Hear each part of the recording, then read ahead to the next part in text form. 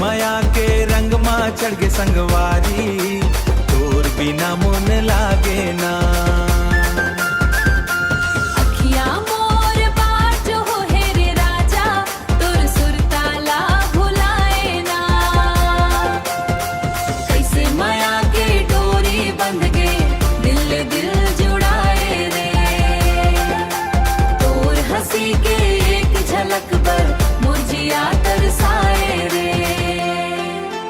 चंदा जैसने मुखड़ा तो रात में मोला दिखथे रे,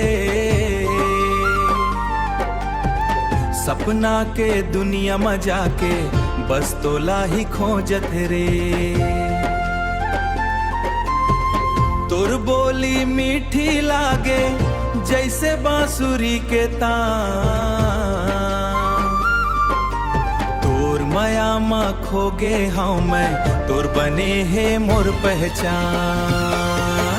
कैसे माया के रंग माँ चढ़ के संगवारी, तोर बिना मन लागे ना।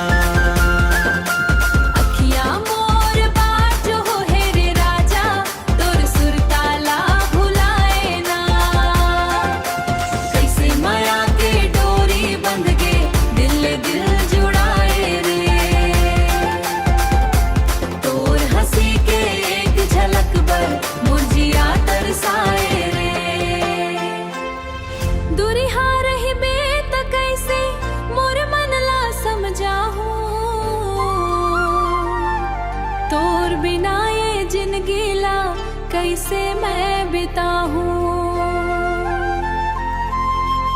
संगी मोर हाथ पकड़ ले छोड़बे छनिए सा,